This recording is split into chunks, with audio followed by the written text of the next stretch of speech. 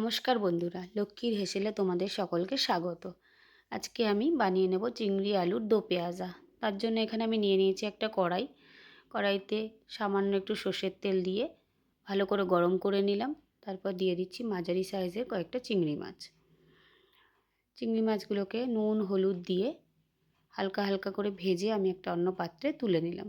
তারপর ওই তেলেই আমি দিয়ে দেব কয়েকটা ডুমো ডুমো করে কেটে রাখা আলু। আলুগুলোকে নুন আর হলুদ দিয়ে ভালো করে লাল লাল করে ভেজে নেব। আলুগুলো আমার ভাজা হয়ে গেছে, আমি অন্য একটা পাত্রে তুলে রেখে দিচ্ছি। তারপর ওই তেলেই আরও সামান্য একটু সর্ষের তেল আমি দিয়েছি। দিয়ে দেব ফোড়নের জন্য শুকনো লঙ্কা আর সাদা জিরে। তারপরে আমি এখানে 3টে মাঝারি সাইজের পেঁয়াজ নিয়েছিলাম, সেখান থেকে 2টো পেঁয়াজ আমি কুচি কুচি করে কেটে নিয়েছি। দিয়ে ভালো করে আমি ভেজে নেব লাল লাল করে। সেখান থেকে কিছুটা বেরেস্তা আমি তুলে রেখে দেব। ওই পেঁয়াজ ভাজার মধ্যেই আমি দিয়ে দিচ্ছি একটা পেঁয়াজ, কয়েক টুকরো আদা, 5-6 কোয়া রসুন আর 4-5টা কাঁচা লঙ্কা দিয়ে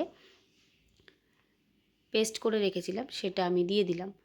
তার মধ্যে দিয়ে দেবো সামান্য নুন হলুদ আর 1 চামচ মতন কাশ্মীরি রেড চিলি পাউডার দিয়ে আমি নেড়ে চেড়ে ভালো করে কষিয়ে নেব। তারপর দিয়ে দিলাম মিক্সচারে যে জলটা ছিল, ওই মশলা লেগেছিলো, ওই জলটা আমি দিয়ে একটু নেড়ে চেড়ে কষিয়ে নিয়ে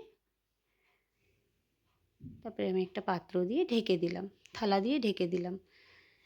ঢেকে ঢেকে একটু কষিয়ে নিলাম, একটু তেল ছেড়ে দিয়েছে। তারপরে তার মধ্যে দিয়ে দেব ভেজে রাখা আলুগুলো। আলুগুলো দিয়ে আবার একটু নাড়িয়ে চাড়িয়ে কষিয়ে নিয়ে তারপর আমি দিয়ে দেবো ভেজে রাখা চিংড়িগুলো।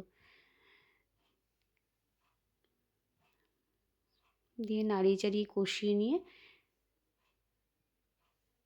ঢেকে দেবো যাতে আলুগুলো খুব ভালো করে সেদ্ধ হয়ে যায়। আর খানিকক্ষণ পরে আমি ঢাকনা সরিয়ে দেখলাম আলুগুলো বেশ সেদ্ধ হয়ে গেছে।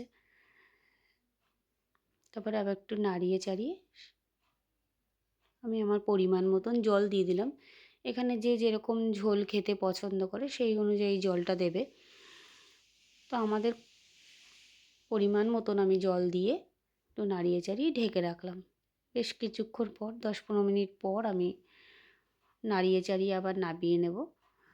ওপর থেকে আমি ছড়িয়ে দেব আগে থেকে তুলে রাখা ওই পেঁয়াজের যে বেরেস্তাটা, সেটা ছড়িয়ে দেব আর কিছুটা ধনেপাতা কুচি ছড়িয়ে রান্নাটা আমি কমপ্লিট করলাম।